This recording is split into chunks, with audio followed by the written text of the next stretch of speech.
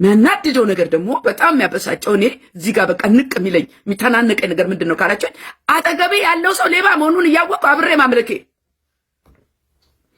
ሌባ ነው አለመባሉ በእግዚአብሔር ቤት አያናድዳችሁ? ክፉ ነው መባሉ አለመባሉ አያናድዳችሁ? መድረክ ላይ ቆመው ሰውዬ ዝሙት መስራቱን እያወቃችሁ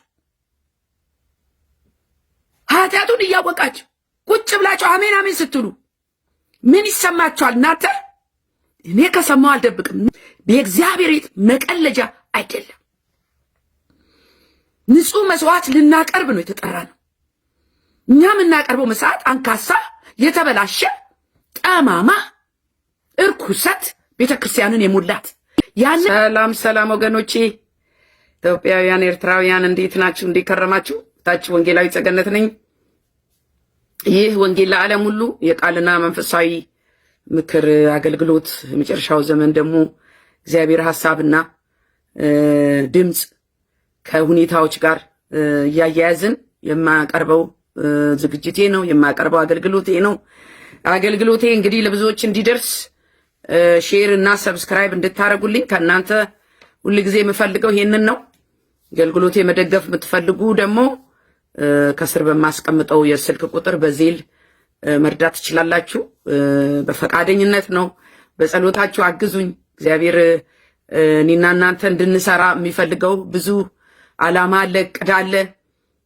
የኔ ደግሞ ጥሪ ወንጌልን ማድረስ ነው።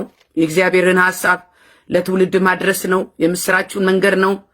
ቀንም ማታይም እሱ ነውና መደገፍ የምትፈልጉ ደስ ይለኛል። ጌታ ደግሞ ይረዳኛል። እኛም እናውቀዋለን። እኛም የኢየሱስ ነን። ኢየሱስ የኛ ነው። ኖ ኢየሱስ ክርስቶስ በስሙ ለሚያምኑት የሱ ለሆኑት አምነው ለተቀበሉት በስሙ ለሚያምኑት ለተቀበሉት ለነርሱ የእግዚአብሔር ልጆች ይሆኑ ዘንድ ስልጣን ሰጣቸው።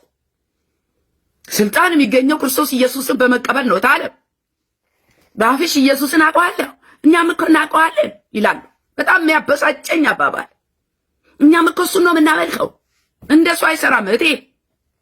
የሚሰራው ተቀብለሽ አንተ ብቻ ነህ ብለሽ ለዚህኛውም ሳትሰግጂ ለዛኛውም ሳትሰግጂ ስግደትሽም አገልግሎትሽም ትኩረትሽም መስቀሉ ላይ ብቻ ሲሆን ነው የሞላት። ይሄ ነው። ያንን ይዘን ደግሞ ለፓስተሩ ገመና የሸፈናችሁ እናንተ ሰዎች ትጠየቁበታላችሁ።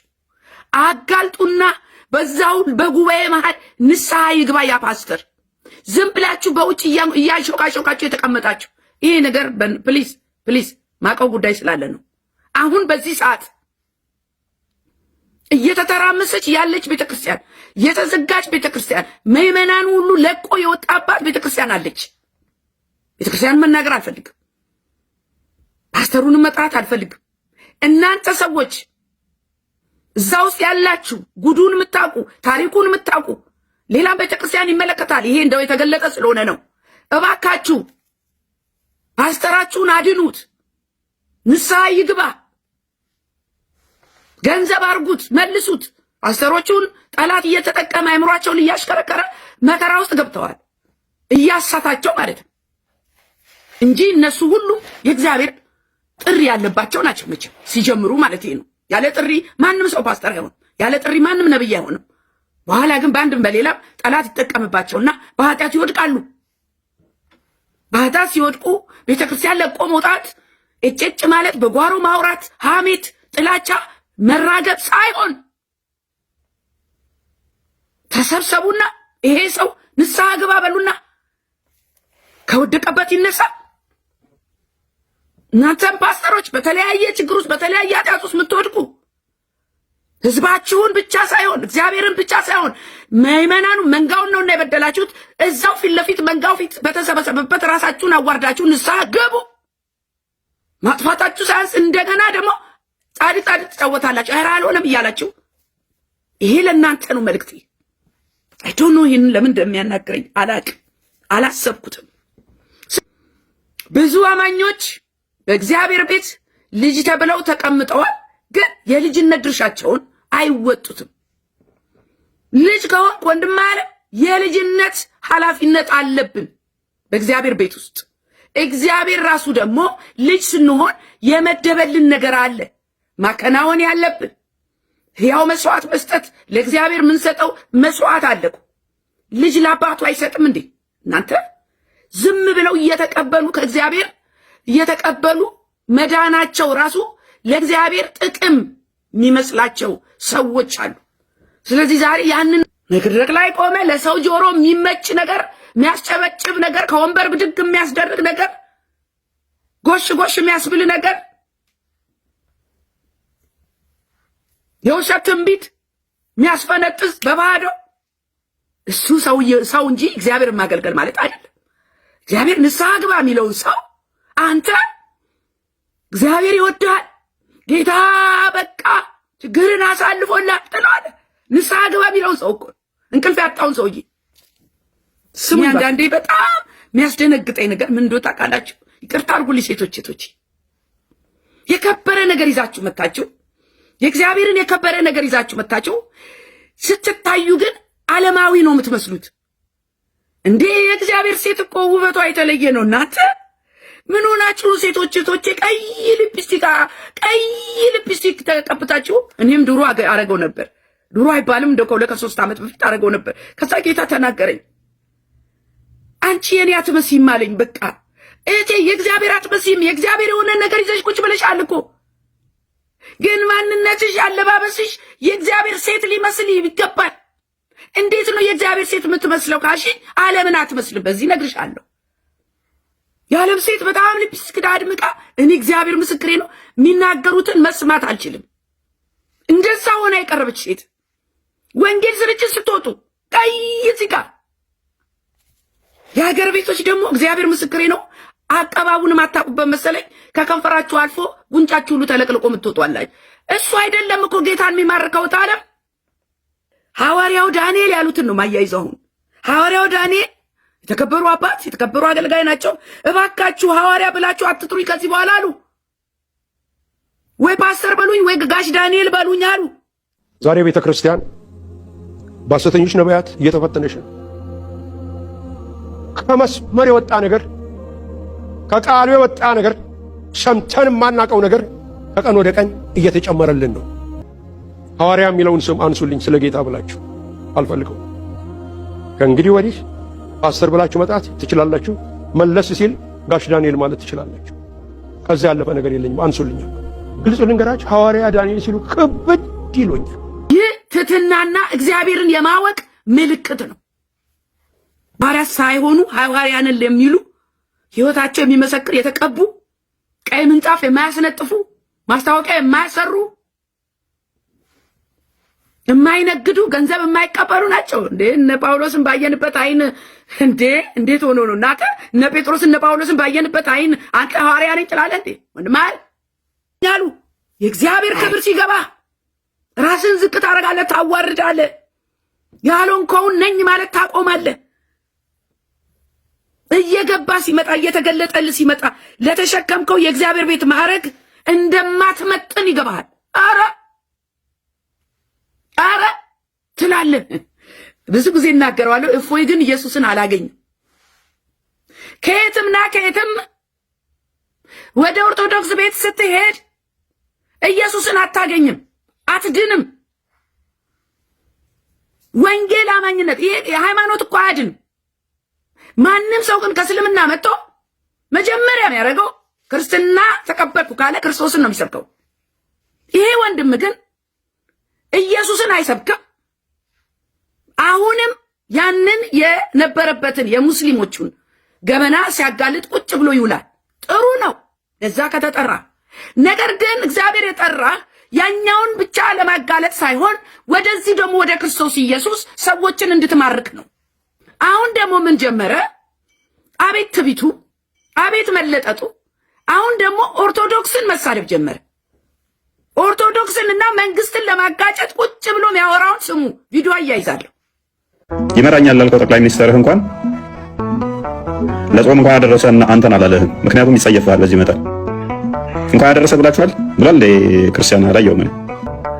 መንግስት የናቃችሁ የተጸየፋችሁ ራሳችሁ መበሉ ስለሆናችሁ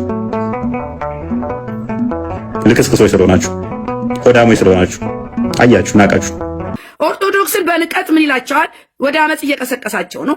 ጠቅላይ ሚኒስትሩ ሙስሊሙን ረመዳን አብሮት ሲያፈጥር የእናንተ የአብይ ጾም ሲገባ እንኳን አደረሳችሁ አላላችሁም። ለምን ብትሉኝ ኦርቶዶክስን ጠቅላይ ሚኒስትሩ ይጸየፋል፣ ይንቃል፣ ይጠላል። እንደዚህ አይነት ክስ የለም ወንድም አለም።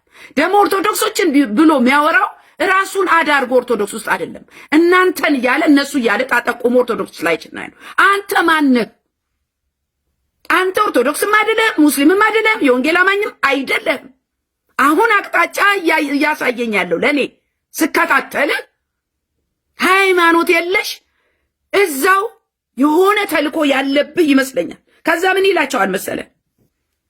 መንግስት ንቋችኋል፣ ተጸይፏችኋል። ለምን? ልክስክሶችና ሆዳሞች ስለሆናችሁ ይላቸዋል። ኦርቶዶክሶች ራሱ ይሰድባችኋል። በእናንተ መናቅ ምክንያት ነው። እናንተን ስለናቃችሁ ገዳም ያሉትን ታስገድላላችሁ። አሁን ያለው ግድያ መንግስት እናንተን ስለናቀ ነው። ራሳችሁን ያስናቃችሁ ደግሞ ራሳችሁ ናችሁ። እኔ ያልገባኝ ነገር አንተ ወንድሜ ፎይ አቋም ምንድን ነው? የት ነው ያለኸው? ዓላማስ ምንድን ነው? እምነት ምንድን ነው? ይህ በኦርቶዶክስ ተደብቀ ሌላ ዓላማ ያለ ይመስለኛል። ዝም ብዬ ሳስበው ወደ ክርስቶስ ኢየሱስ ተመለስ። ክርስቲያን ነኝ ካልክ ኢየሱስን ስበክ። ይሄ መልእክቴ ነው ለአንተ። እናንተ ኦርቶዶክሶች እግዚአብሔር የተመሰገነ ይሁን። እናቴ ለእኔ አባቴም ቢሆን በጣም ደስተኛ ነኝ በዚህ። እህቶችም ወንድሞችም ሊመሰክሩ ይችላሉ። ማንም ጋር ይጥፋ ጸግነት ተገፉ እናቴ ጠየቀችውን አጥታ አታውቅም። ጌታ ክብሩን ይሰድ እስከ መጨረሻ ድረስ። ኢየሱስ ያድናል። በቃ ለወላጅ ሰጪ መሆን፣ ለወላጅ ታዛዥ መሆን፣ ለወላጅ ድምፅ መሆን፣ የልባቸውን አድራሽ መሆን። ልክ እንደዛ እግዚአብሔርም ወላጅ እንደ ወላጅ አባታችን ነውና ፍቅር የሚያስታውቀው ወንድም አለ እግዚአብሔርን ስትታዘዝ ነው። አውቀዋለሁ፣ ወደዋለሁ፣ አገልጋይ ነኝ። አይሰራም፣ ታይተል አይሰራም። ወንድም አለ መታዘዝ ነው። ስለዚህ የኦርቶዶክስ ዋና አስተማሪ አባ ገብረ ኪዳን ታውቋቸዋላችሁ፣ ቢጫ የሚለብሱት ምን እያሉ ነው? ዛሬ ደግሞ ሰንበትና እሑድን ያከበረ ሰው ኃጢአት እንኳ ሰርቶ ቢሆን እና ሲኦል ቢገባ አሉ። ስሙ፣ ቅዳሜ ማታ ከሲኦል ወጥቶ አባቴ አሳቃውኛለሁ፣ ለትውልዱ ደግሞ ለሚሰማው አዝኛለሁ። ቅዳሜ ማታ ከሲኦል ወጥቶ እሑድን በገነት አርፎ ውሎ ሰኞ ማለዳ ወደ ሲኦል ይወርዳል አሉ። እሑድን ያከበረ ሰው ኃጢአት እንኳን ሰርቶ ሲኦል ውስጥ ቢገባ ቅዳሜ ማታ ከሲኦል ወጥቶ እሑድን በገነት አርፎ ውሎ ሰኞ ማለዳ ወደ ሲኦል ይወርዳል። እኔ ያልገባኝ ነገር ከየት አመጡት? የቱ ጋር ነው ሐዋርያቱ የጻፉልን ይህንን ታሪክ? በየትኛው የእግዚአብሔር ሐሳብ ነው ይህን ነገር የሚናገሩ ያሉት? ቫኬሽን ሆነ እንደ ቤተ ክርስቲያን የሄደ ሰው እሑድ ኃጢአት ቢኖርለት ይሰረይለትና ኃጢአት አንዴ ደግሞ ከተሰረየ ሰው ወደ መንግስተ ሰማያት ይገባል። ኃጢአቱ የተሰረየለት ሰው እሑድ ብቻ ጸድቆ እንደገና ተመልሶ ወደ ሲኦል። አባቴ ኧረ ይህን ህዝብ አትጫወቱበት። ኧረ እባካችሁ ኢየሱስን ስበኩ። ኧረ እባካችሁ ወንጌልን ስበኩ። ያው እግዚአብሔር ምስክሬ ብሰራው ስራ በጣም ማን ነው ምን ሆነሽ ነው ጸገነ የምባል ነኝ ትቼው ማለት ነው። ዋናው ትልቁን ትቼው ዝቅ ብዬ ጌታን ለማገልገል ወንጌል ለመመስከር በ12 ብር ነው የምሰራው። አሜሪካ ነገር 12 ብር ብሎ ስራ የለም። ጸገነት ደገፍሉን እየሰራች አይደክመኝም። አይ ቀኑ ሙሉ እያወራው ነው።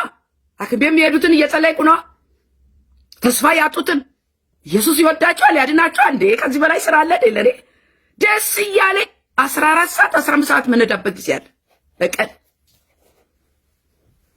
እኔ ምስክር ነኝ። ያው የሚያስደስተኝ ጥቅስ ደግሞ በባህር ማዶ ያሉ ሴቶች ልጆቼ ኢትዮጵያውያን ቁርባኔን ያመጡልኛል። ሃሌሉያ!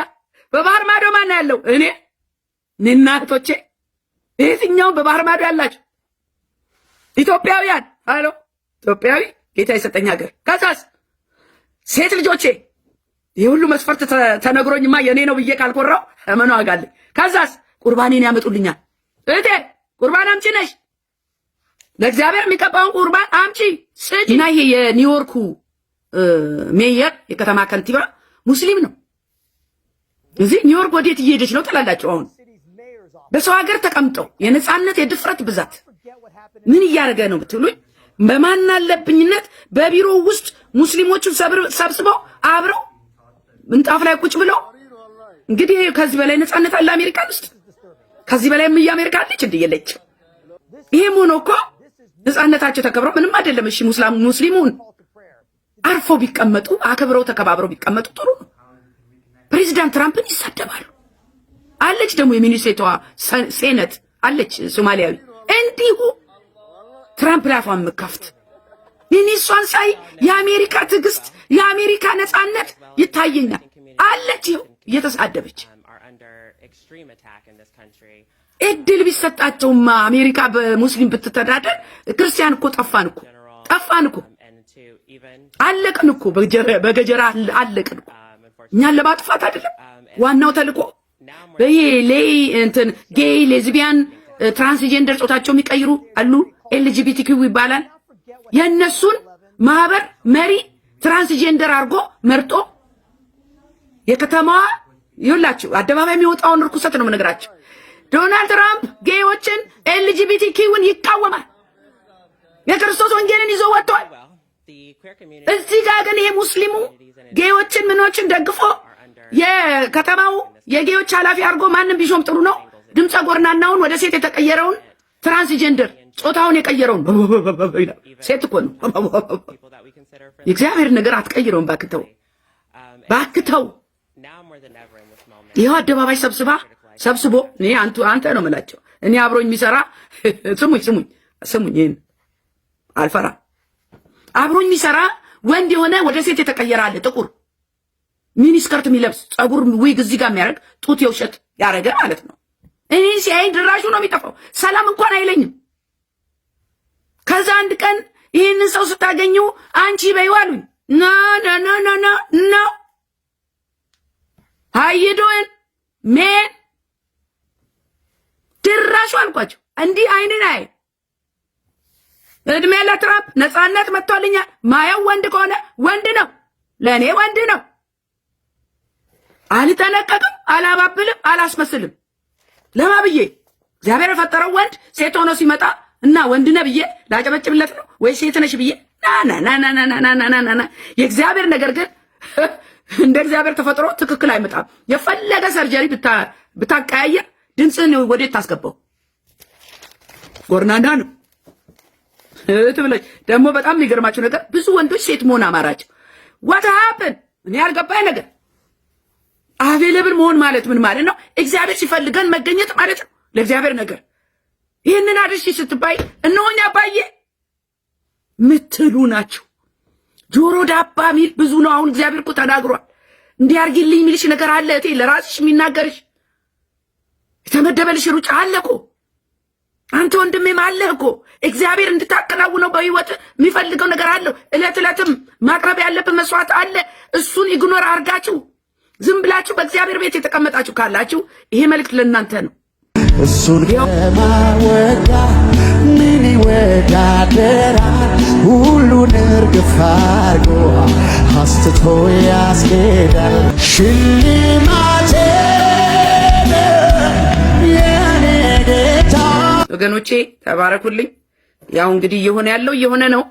ሁላችንም በትኩረት የምንከታተለው የዓለም ሁኔታ አቅጣጫውና አካሄዱ የክርስቶስን መምጣት ያመላከተ ጊዜውን ደግሞ መቅረቡን እያሳየና ያለውና በዚህ ጊዜ መንቃት ያስፈልጋል።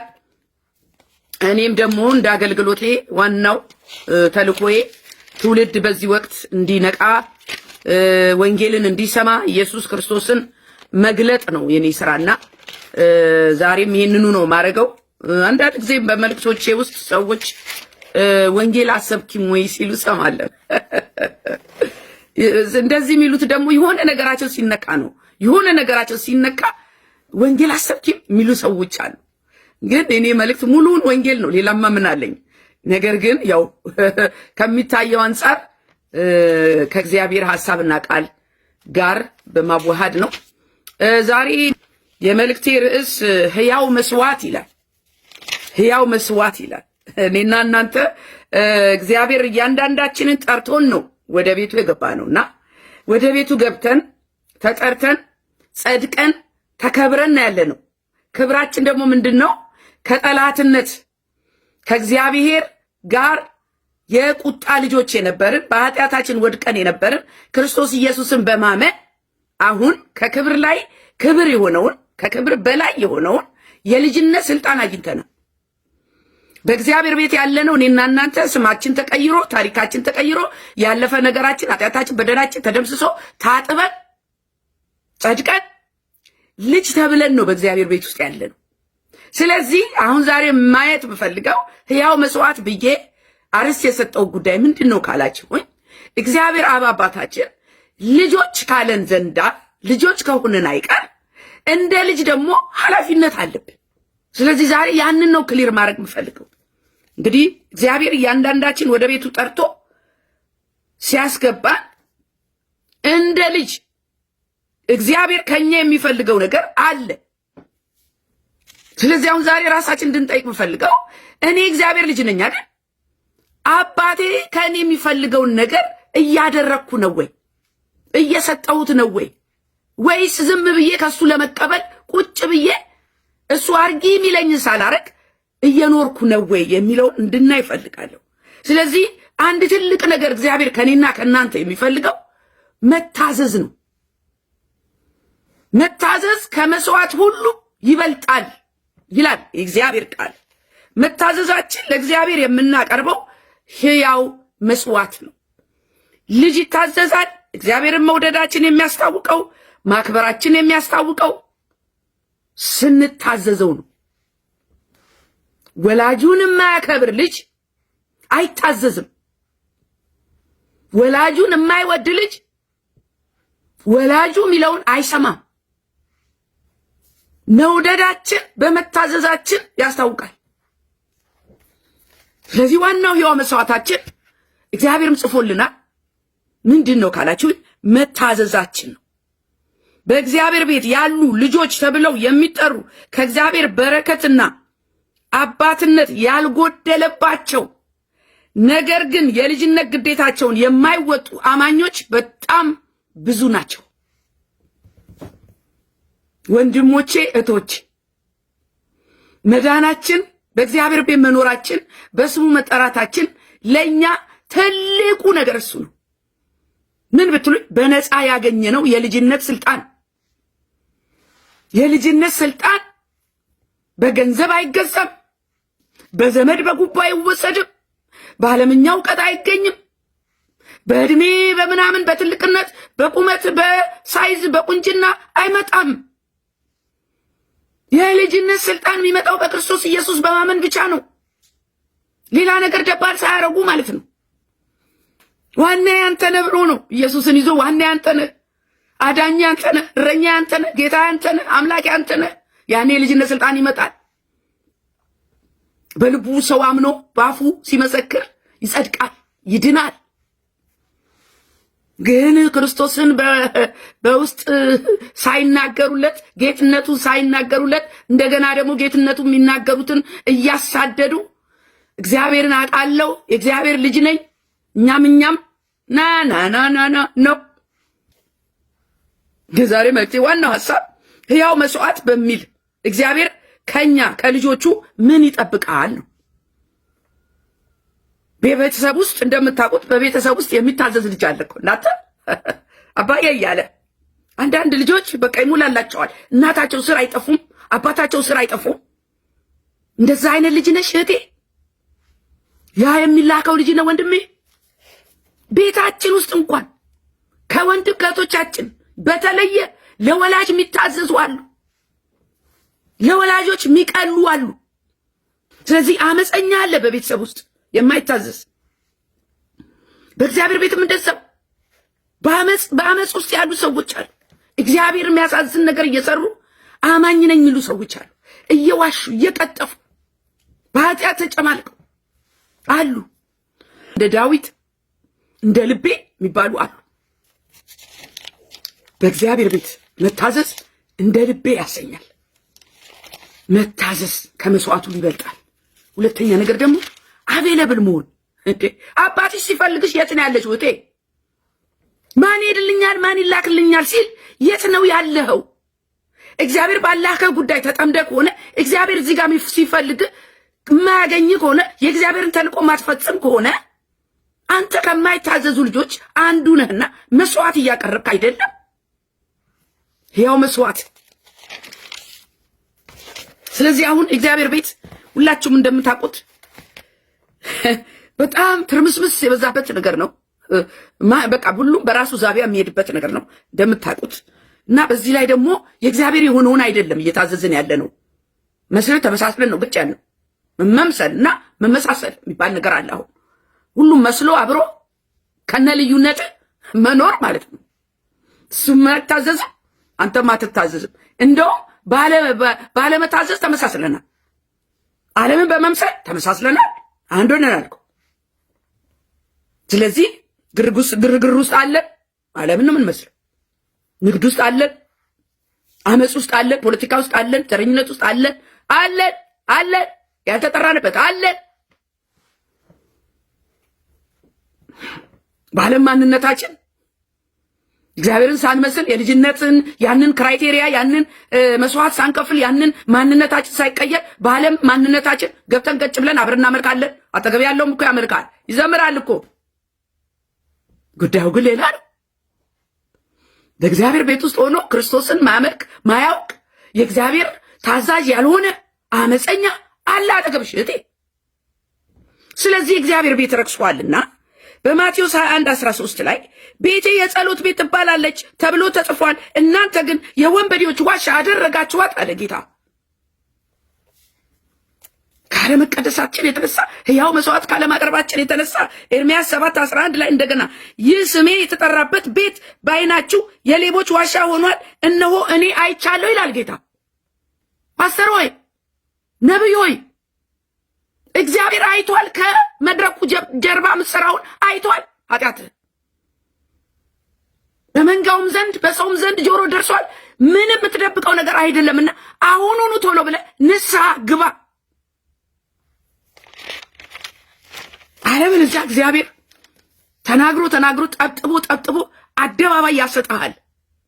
የእግዚአብሔርን ቤት በድሎ ተሽሎክልኮ ማምለጥ የለም። ኢየሱስ ያድናል። ስለዚህ መልእክቴ ዛሬ የእግዚአብሔር የሚፈልገው መስዋዕት ይሄ አይደለም። እኔና እናንተ አሁን እየሆንን ያለነው ለእግዚአብሔር የሚቀርብ መስዋዕት አይደለም። ትልቁ የእግዚአብሔር መስዋዕት ቅድስና ይባላል። ሃሎ ቅድስና ለእግዚአብሔር ይባላል። ከዛስ ራስን ለእግዚአብሔር መቀደስ፣ ከኃጢአት መሸሽ፣ ከጥላቻና ከአመፅ መራቅ። ተመሳስለን አይሆንም እህቶቼ ወንድሞቼ።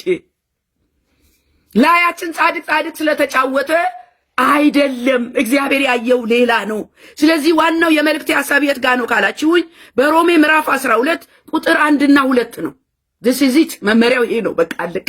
ምን ይላል ብትሉኝ እንግዲህ ወንድሞቼ ሆይ እናንተ አማኞች ሆይ ሰውነታችሁን ተጣጠቡ፣ ሽቶ ተቀቡ፣ አዲስ ቀሚስ ልበሺ ወይ ደግሞ ሱፍ ልበስ አይደለም። ሰውነታችሁን የእግዚአብሔር የሆነውን ማንነታችሁን፣ ልባችሁን፣ መንፈሳችሁን፣ አይምሯችሁን ምን አርጉ አለ? እግዚአብሔርን ደስ የሚያሰኘው አንድ ያዙልኝ፣ እግዚአብሔርን ደስ የሚያሰኝ ከዛስ ሕያውና ቅዱስ መስዋዕት አድርጋችሁ ታቀርቡ ዘንድ። ሶስት ነገሮች ተጽፈዋል እዚህ ጋር። ምንድን ነው ብትሉኝ ሰውነታችሁ እንደ እግዚአብሔር ደስ የሚያሰኝ፣ እግዚአብሔርን ደስ የሚያሰኘው ነገር አለ፣ እግዚአብሔርን ደስ የማያሰኝ ነገር አለ።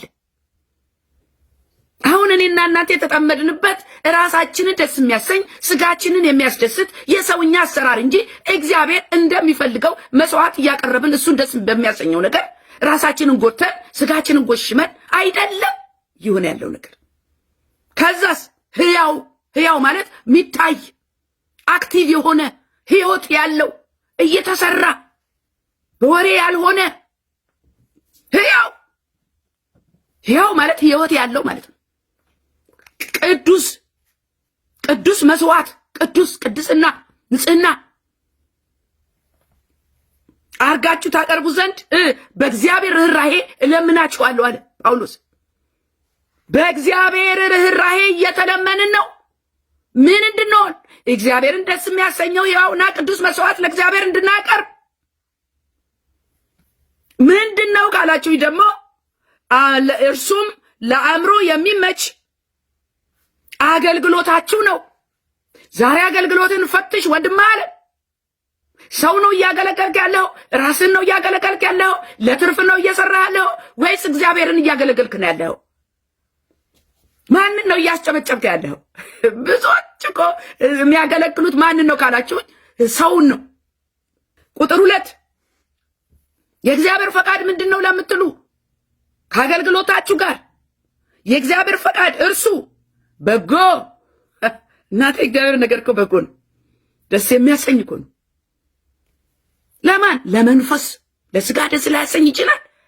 መንፈሳችንን ግን የሚያጠነክረው የሚያለመልመው ደስተኛ የሚያደርገን ውስጣችን ደስተኛ ከሆነ ደግሞ ላያችን ደስ ይለዋል። ስለዚህ ምንድን ነው ካላችሁኝ በጎ የእግዚአብሔር ነው። እየሰራሽ እንቅልፍ ያጣሽ ያልተመቸሽ ከሆነ ያ ነገር የእግዚአብሔር አይደለም። መንፈሳችሁ ካልተረጋጋና ካላረፈ ውስጣችሁ ሰላም ከሌለው የምትሰሩት ነገር ከእግዚአብሔር አይደለም።